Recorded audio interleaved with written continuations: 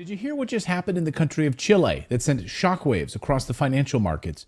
No, probably not. The Western media, of course, hiding that from you. We'll get to that in a minute. Did you hear what Africa just did to the United States dollar? No, probably not. The Western media is also hiding that from you. Did you see what Russia just did to the United States hegemony at their huge conference in St. Petersburg with more than 20 African nations attending? They said, no more American dollar. Enough is enough.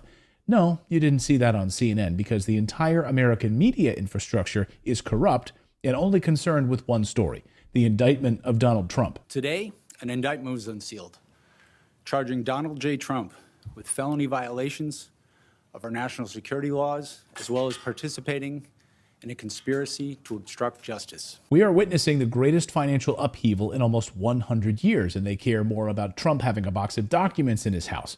What about the classified documents in Biden's garage next to his Corvette? And by the way, my Corvette's in a locked garage, okay? So it's not like you're sitting out in the street. Shut up, don't ask any questions. You're not allowed to ask any questions because it's all a distraction from what's really happening. The Western media is pretending that everything is fine, but it's not. Almost zero coverage of what I'm about to show you. The unipolar order, dominated for decades by the United States, is crumbling right before our very eyes. And let me tell you, it's not just some abstract concept, something that's being written on white papers. No, it has real consequences right now for every American who has money in a bank or is concerned about their family's future. First, let's talk about Africa. Something astonishing happened this week. Kenyan President William Samoei Ruto speaking to Parliament, announcing that Kenya would start trading in local currencies and not in the US dollar as they have been doing for decades.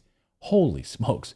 The cracks are forming. Watch the standing ovation that he received from this speech. From Djibouti, selling to Kenya, or traders from Kenya selling to Djibouti, have to look for US dollars. How is US dollars part of the trade between Djibouti and Kenya? Why? And we are not against the US dollar. We just want to trade much more freely. Let us pay in US dollars what we are buying from the US. But what we are buying from Djibouti, let's use local currency. For far too long, the vibrant and resource-rich continent of Africa has been tethered to the United States dollar. But guess what? Africa is waking up, and it's moving away from the dollar faster than you can say economic independence.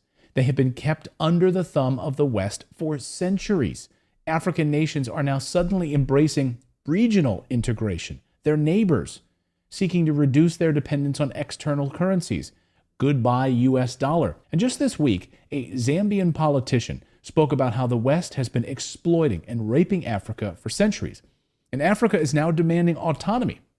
They feel that Russia and China are trusted partners in that endeavor. Just a few months ago, we had a democracy summit in Zambia where it was basically a Western and a US-led conference to draw back cooperation with both China and Russia for the African continent.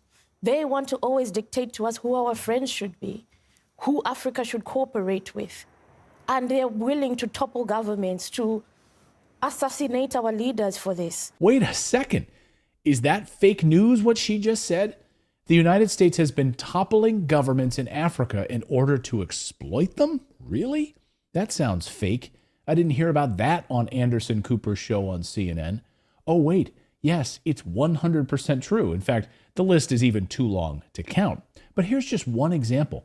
This is Patrice Lumumba. He was the first prime minister of the Democratic Republic of Congo, and he was that leader for about 4 months, from June until September 1960, before he was killed by the West. Yes, the West assassinated him. Do you know what nefarious things he did to deserve to be killed by the West? Well, he was elected on a platform of keeping Congo's minerals and commodities for itself, instead of having them raped by the West. He even told the Western governments, he said, quote, "We are no longer your monkeys." Yes, he said that. He told the West to get out of his country, get out of our mines, get away from our minerals. These are our minerals. The West shook its collective head and said, "We hear you. Yeah, we hear you." But they didn't leave. The Western powers stayed in his mines. He begged the United Nations for help on top of it. They ignored him. Then Congo went to the Soviet Union for help. And guess what? The moment that happened, the CIA swooped in and helped assassinate him. along with the Belgians who were occupying the mines in the Congo. They worked together and took him out. So see how this works? Then the United States installed a puppet government, and the rest is Congo history. I could go on in Egypt and Somalia and Sudan. We'd be here all day. So is it any surprise that unipolar order is crumbling? The bullies are getting bullied themselves? Africa is watching international support moving away from America to China and Russia, and they are making a decision. They want to keep their sovereignty. They want to keep their own minerals, their own resources.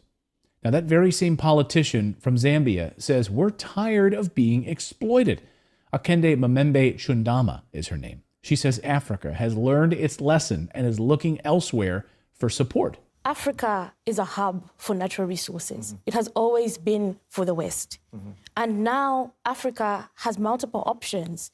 Africa doesn't have to succumb to a bad deal that we get from the Western countries. Africa has choice now. We're moving to a multipolar world, and it's very clear that Africa now has many options. Cooperation with the West is not our only option.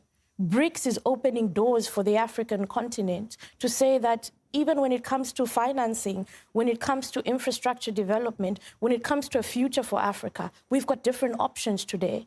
So this doesn't sit well with the West. But perhaps the biggest lightning bolt came from the country of Chile, which sits on a mountain of resources, particularly lithium, which is needed for just about every rechargeable battery-powered vehicle in the world and pretty much everything we're currently using in the year 2023 and beyond. Chile has the largest reserves of lithium in the world, and they've been exploited for years. Not anymore. The government announced the nationalization of their lithium production. They took control of it, and they took it out of the hands of Western governments that were looking to exploit it. The price of lithium then skyrocketed as a result. Chile is doing what Africa is doing. The tug of war between the East and the West is real. And it used to be just the United States dollar, so it was an easy pick. You just went along with the United States because there was no other player in town. Not anymore. Now there are multiple players. Brother, I want you to give me 5